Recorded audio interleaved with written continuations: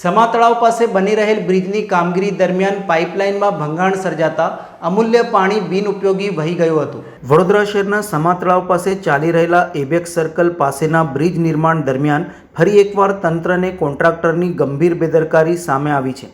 રવિવાર સવારના આશરે 4:30 કલાકે બ્રિજના પિલરની કામગીરી દરમિયાન પીવાના પાણીની મુખ્ય લાઇન ફાટી ગઈ હતી, જેના કારણે અમૂલ્ય પીવાનું પાણી ગટરો અને તળાવમાં વહી ગયું હતું। એક તરફ હાલમાં ગરમીની ઋતુ છે, વિવિધ વિસ્તારોમાં પાણીની સમસ્યા છે, તેવામાં ભૂલનું પરિણામ કેટલાક લોકોને ભોગવવું પડશે।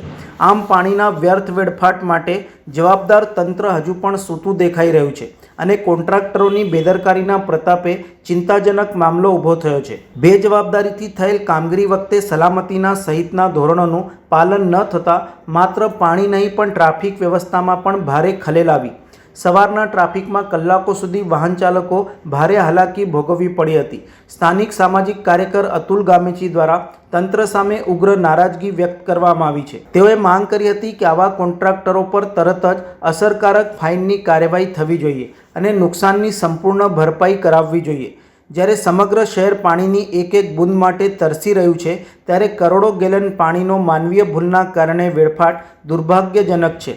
શહેરવાસીઓને પણ તંત્ર પરથી વિશ્વાસ ઉતરી ગયો છે।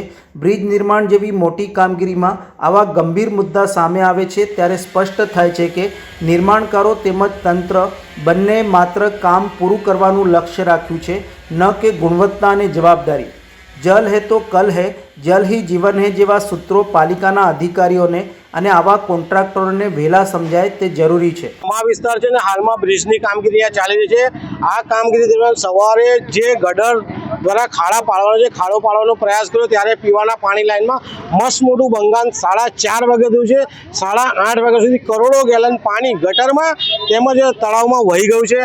વડોદરા મહાનગરપાલિકાના જે અધિકારીઓ છે, સત્તાધીશો જ્યારે કોન્ટ્રાક્ટ આપ્યો છે, આ કોન્ટ્રાક્ટર દ્વારા બેદરકારી દાખવવામાં આવી છે, પીવાનું પાણી વહી ગયું છે, તો આવા કોન્ટ્રાક્ટર સામે દંડનીય કાર્યવાહી કરવામાં આવે તેવી અમારી